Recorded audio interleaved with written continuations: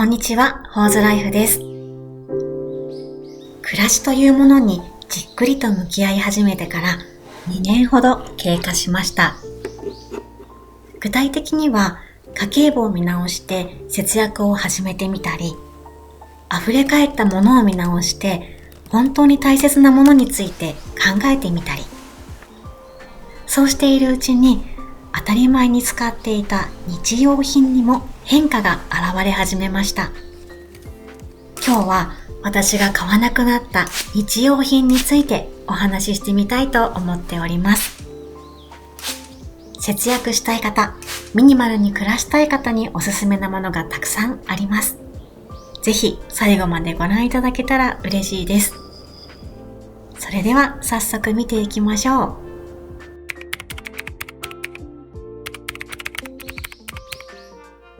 まずはここ、キッチンの日用品です。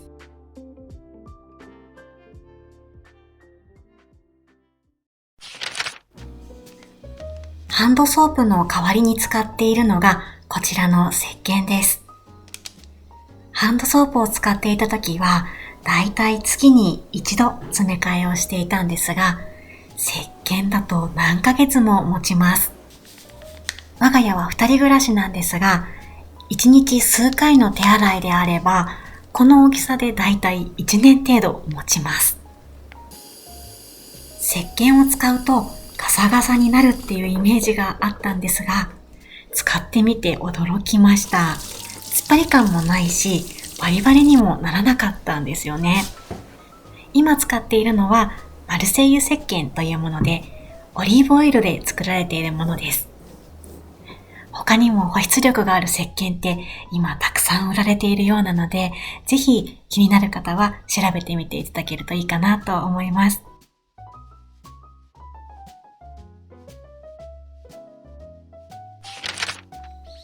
先ほどのマルセイユ石鹸ですが、実はとても万能で食器洗いにも使えます。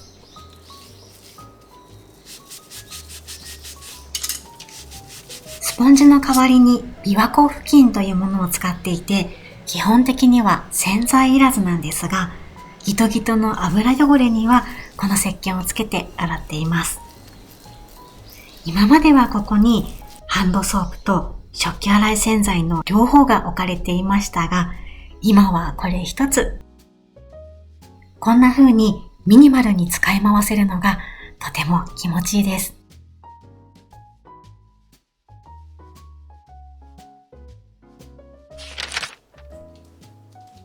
以前の我が家では何でもかんでもキッチンペーパーに頼っていました。使わなくなった今はゴミが減ったし、置く場所も取らない。買い足し不要。なんだか気分よく過ごせています。キッチンペーパーの代わりに代用しているものがあります。食材の水気を拭き取るとき、さらしを使います。さらしは一度買ってしまえば洗って干して何度も使うことができます。使う前は洗うのが面倒かなって思っていたんですが、実際に使ってみたらお皿を1枚余分に洗う感覚で石鹸でさっと洗って乾かすだけなので、思いのほか負担にはならず無理なく続けられています。スープや食材の水分をこすとき、これもさらしを使います。キッチンペーパーでこしていたときは破れないようにそーっと扱っていました。さらしだと強度があるので雑にギュッと絞っても問題なし。一度使ったら病みつきになります。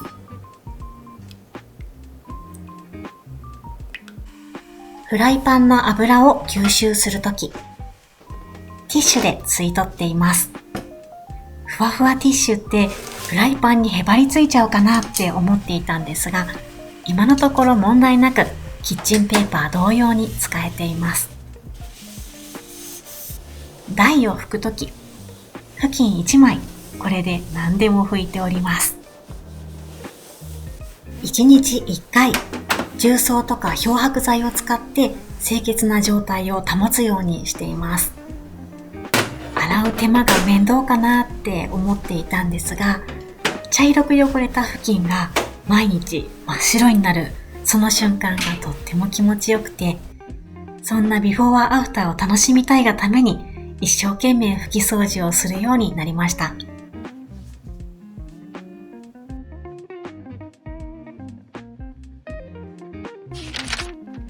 我が家には三角コーナーもネットもありません。実は昔からこれらを持っておりませんでした。三角コーナーの掃除の手間とか、ネットをつける手間、買いに行く手間。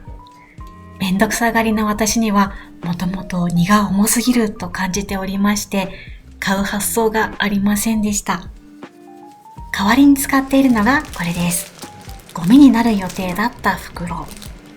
綺麗な袋をストックしております。これをキッチンの隅っこに置いてゴミを入れる。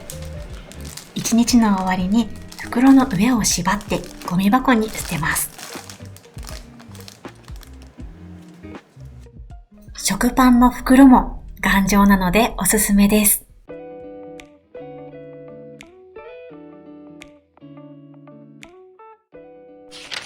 お菓子作りやパン作りに欠かせないクッキングペーパー。繰り返し使えるペーパーに変えました。一度買ってしまえば何度でも使えるので、買う手間もないし、ゴミも減ってエコだし、買って大正解でした。もう50回くらい使っていますが、まだまだ問題なく使えそうです。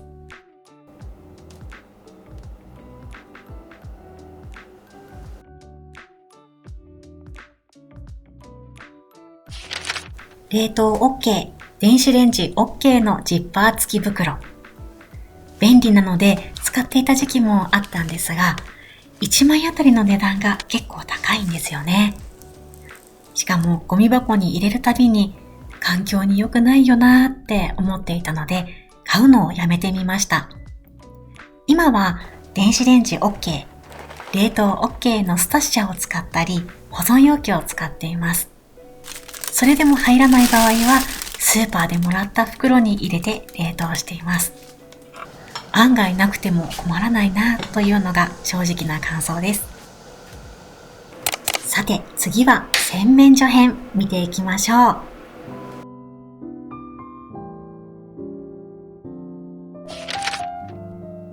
すごい量ですよね。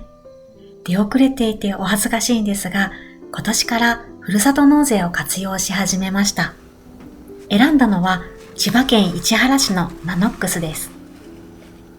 美味しいカニを選ぶのもいいなって思ったんですが、節約のために日用品を選びました。この量で実質2000円です。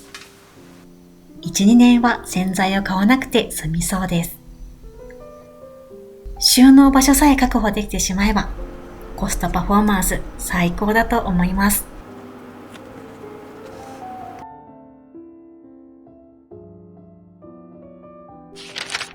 化粧水を自分で作る。そんな科学の授業みたいなこと一生しないと思っていました。だけど簡単に作れるよって聞いたのでやってみることに。お湯と火薬を入れる焼きそばよりも簡単に作れました。用意するのは精製水とグリセリンです。両方ともドラッグストアに売っています。精製水とグリセリン10対1の割合で入れれば完成。上級者になるとここにヒアルロン酸とか精油とか自分の好みに合う成分を加えていくようです。200ミリ作っても200円程度。とにかく家計に優しいのが嬉しいところです。使い始めて3ヶ月経ちますが、肌トラブルもないですし、今のところ快適に過ごせております。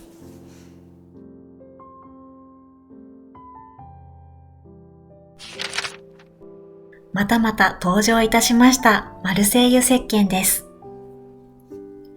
お風呂では香料入りを使っています。二人暮らしだとボディーソープは月に1回詰め替えが必要でした。この石鹸に変えてからは半年持つようになりました。泡立ちはこんな感じです。ふわっとした泡が気持ちいいです。オリーブオイルで作られた無添加の石鹸なので、乾燥肌の方、敏感肌の方にもおすすめです。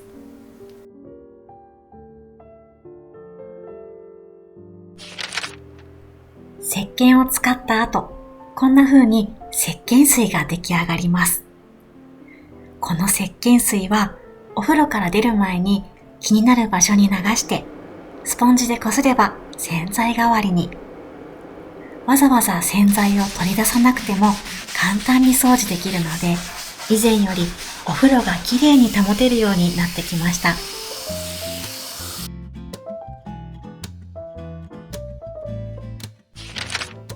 コットンって買うと結構かさばるんですよね。あまりに収納の幅を取るので、ガーゼの生地で手作りしてみました。幅を取っていた収納も今はこれだけです。使うときは軽く水に濡らしてから化粧水をつけます。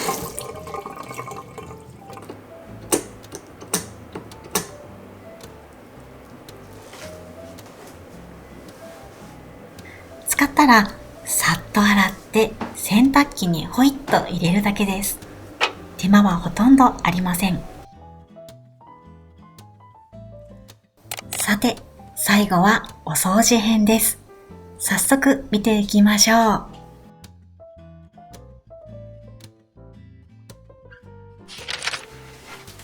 朝トイレに入ったらティッシュペーパーにアルコールをつけて掃除をする。もう2年ですかね、トイレ用の掃除シートを買っていません。アルコールでプラスチックを拭くのは良くないようなので、少し弱めのアルコール液を選んで自己責任で拭いております。2年間毎日拭いてるけど、今のところは変色もひび割れもないです。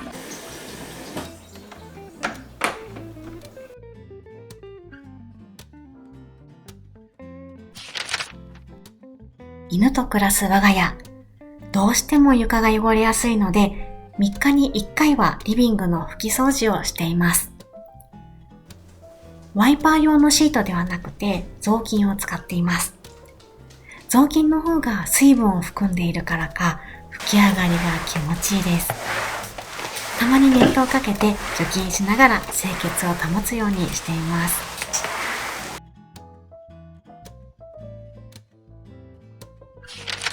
愛用しているのは重曹、クエン酸、酸素系漂白剤、この3つです。